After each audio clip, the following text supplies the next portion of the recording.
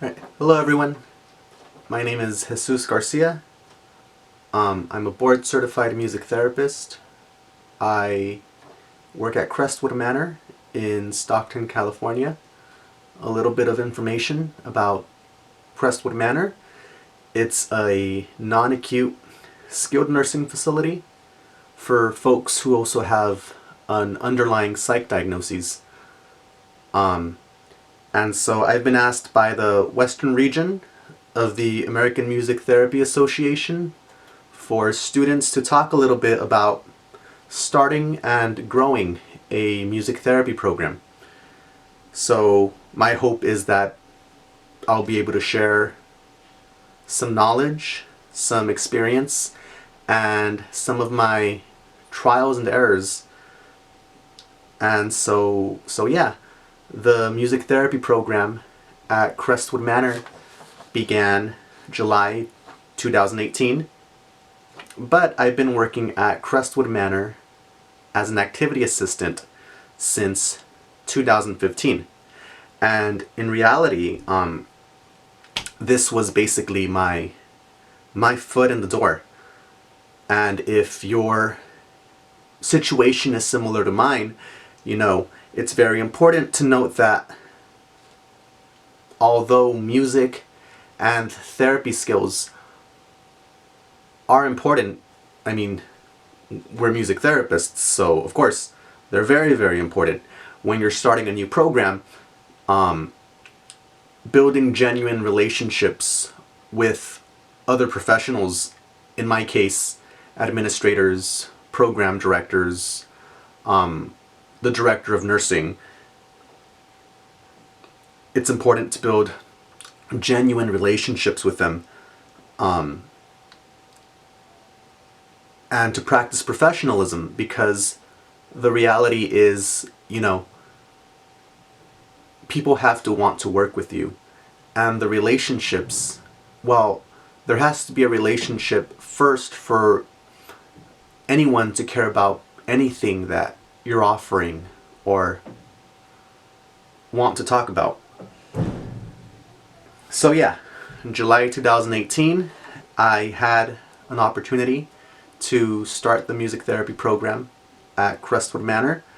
A couple of questions to think about when starting a new program are, well, what will be my responsibilities?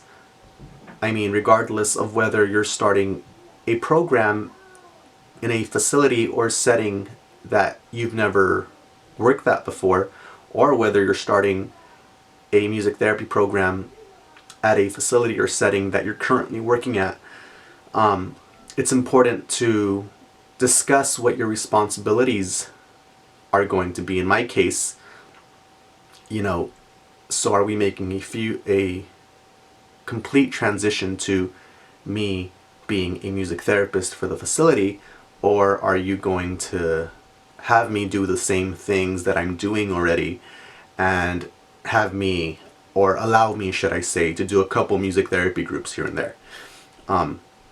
The other question that does come up and should come up as you become a board certified music therapist is pay. As a professional, yes, you should be paid more than what your position was before. And this is definitely something to talk about. I found that looking at the AMTA member survey and the workforce analysis was a great tool when I was trying to figure that out. But even with that, I think it's important to know that sometimes there needs to be some flexibility in what you're going to be paid, and in no means, cheap shot yourself where you're being paid very little. But you have to keep in mind that music therapy still needs a lot of advocacy, and a lot of people don't understand it very much yet. And so sometimes it's hard to want to pay for something that you don't completely understand. But if you are going to be flexible with a plan. For example, all right, well, this is fair enough. I'll be the music therapist for this facility or setting,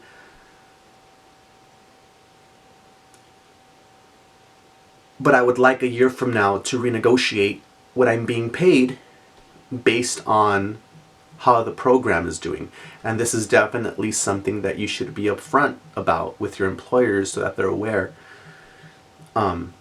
The other thing is budget. You're going to need a budget when you're starting a new program. And so that's something that also has to be discussed. How much are you going to allow me to spend on resources, on musical instruments? To some degree, the facility or setting that you're starting this new music therapy program at should be helping you. And so yeah, just those three things to keep in mind. What will be my responsibilities, pay, and the budget for the program. And so a little bit about my basic responsibilities as the music therapist here. They're not my only responsibilities, but just a few. Planning and facilitating groups. Assessing, planning, facilitating, writing progress notes for individual music therapy sessions. Taking part in interdisciplinary team meetings. Providing in-services based around music therapy. Designing a music therapy referral form and also teaching other staff members how to use it appropriately. And so I want to go back to taking part in the interdisciplinary team meetings. I will say that I've discovered this is one of the best ways to establish relationships with other professionals. And again, I'm going to go back to the whole idea of how important this is. People have to get to know you, and they have to care about you to care about anything else that you're doing. And as for providing in-services about music therapy, it's important to know that this alone isn't going to be enough. No matter how many in-services you do, people, other professionals have to observe what you do, have to believe in what you do for you to ever buy them in. Yes, the in-services are important and they do help, but again, they have to observe it and they have to believe that what you're doing actually matters. And I think alongside with that, avoid believing that the more educated you sound, the more people are going to care about what it is that you do. If anything, if people can't relate to what you do or people don't understand what you do, then it's going to be hard for them to care. So again, I'm not saying that research isn't important. Research is very, very important. But when you're talking about what it is that you do, even during an in-service, for example, make sure that it's friendly to other staff members who aren't music therapists. And so yeah, that's a little bit about some of my basic responsibilities and a little bit about what I've learned through those basic responsibilities. Things to keep in mind when starting a new program. Seek advice from more seasoned music therapists who work in similar settings, with things such as, well, what kind of groups should I have at this setting? What kind of resources and musical instruments does this other professional find themselves consistently using? What kind of assessment forms and assessment process do they recommend that you do? What areas do these other music therapists who work in similar settings typically address? With these areas, learn from the mistakes that others have already made so that you don't have to make them. as much as I did seek advice from other music therapists, I myself, looking back now, would have probably had less errors had I sought more advice from more seasoned music therapists. But with all that said, trust yourself and know that you're going to know what's best for the facility that you work at. And regardless of another music therapist working at a facility that has a similar population, similar needs, the facility itself is going to be different. Maybe the amount of people that the facility cares for, or the size of the building, or the culture, or the limitations due to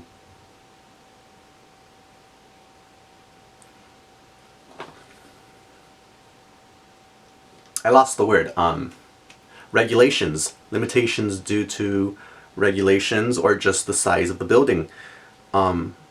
Differences in population. The population can vary in age. The population can vary in needs, even if they are a similar setting. Maybe... Sorry about that. The camera stops like every 12 minutes. I'm not sure where it stopped, but I know I talked about limitations, and yeah, the population can vary. The age, the areas that need to be addressed. And lastly, what are the expectations of the employer? The expectations of your employer might be slightly different than the expectations of another music therapist's employer, even if they're working in a similar setting or with a similar population. And as you're going through that whole idea of starting a program and growing a program, keep in mind that you might be dealing with an already established culture.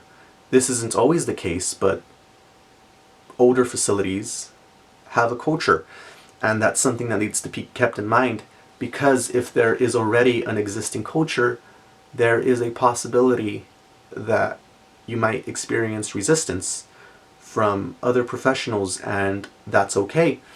But with that said, it's important to note that other departments, other professionals are not just going to automatically buy in to what you do just because you tell them that you're a board certified music therapist.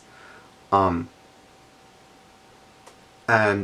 again, that's the importance of them observing what you do, the research, the genuine relationships that you build with these other professionals.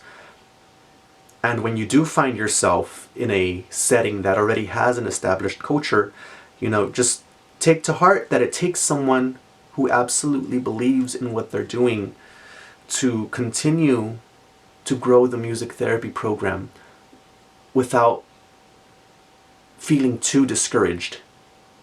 It's okay to feel discouraged, but just making sure that feeling discouraged doesn't stop you or doesn't lead to you quitting just because you're experiencing some of that resistance. But again, back to the whole importance of relationships, genuine relationships with other professionals. Build relationships with the administrator, in my case, with the program director, with the assistant program director, with the director of nursing, with the assistant director of nursing, with other department heads, with activities staff. And with that, know who your supporters are. You will have supporters, and those are the relationships that are going to help you grow your music therapy program. And the music therapy program will grow, and it must grow. It's not going to stay where it was when you just began. And with that, just keep in mind that things will probably not always go the way that you envision them. And so then you have to go back to the planning board and modify things and improve things in the program.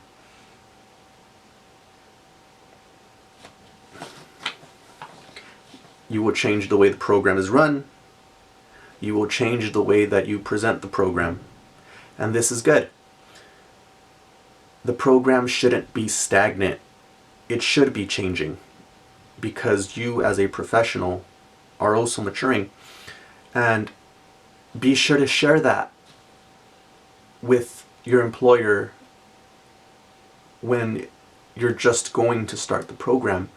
Tell them that the program will change and that that's normal, and that, it wouldn't be good if the program was just stagnant, just so, because it is a new program, so they're not wondering why things are constantly changing.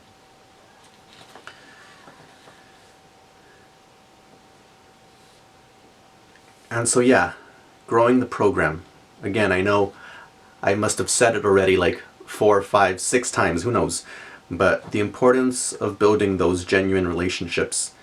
You are only as strong as a music therapist, especially if you're the only music therapist in the facility or the setting that you work in.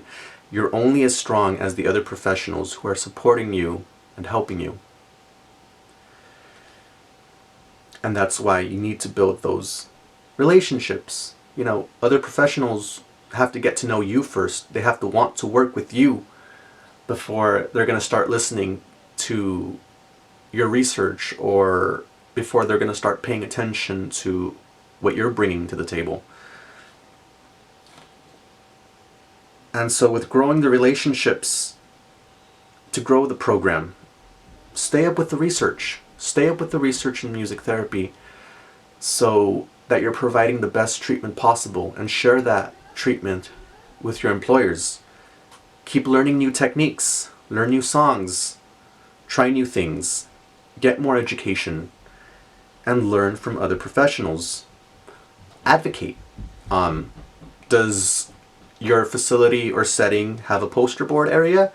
Put some information up about music therapy.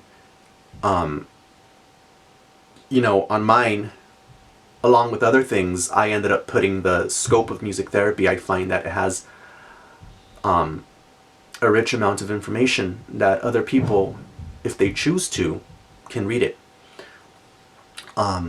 Does your facility or setting have a newsletter? Write something for that newsletter based around music therapy. Usually there's orientations for new employees. Be part of that. As there's new staff coming in, get those new staff learning about music therapy and about what you do right from the beginning. With growing the program, pick your battles. This goes alongside with professionalism. And yeah, there have been times when, for the sake of the program, I've had to say, well, I just don't agree with that, and I don't feel that it's the best direction for the music therapy program. But also know that there's times when you have to be flexible and just go along with what is being asked of you by your employers. And as I'm getting close to the end of this talk, know that most people don't know much about music therapy. And again, that's okay. Music therapy as a profession is growing, but still needs a lot of advocacy. Be humble and teach those other people, professionals, whoever they are, about what you do without feeling that they should already know. And lastly, through my time of starting the music therapy program at Crestwood Manor, and through my time of growing it, I've found the AMTA website and the CBMT website to have a wealth of information that I encourage anyone to use when starting and growing a new music therapy program. I named 2 resources during this talk. One of them was the scope of music therapy that I found on the CBMT website, and the second one is the AMTA member survey workforce analysis that you can use when you're trying to figure out how much you should be paid as a music therapist. So for all of you out there watching this, I hope that this has helped you with starting a new music therapy program, and just, you know, some of the things that I have experienced throughout my time in this journey as a music therapy professional. So yeah, that's it. Thank you for your time.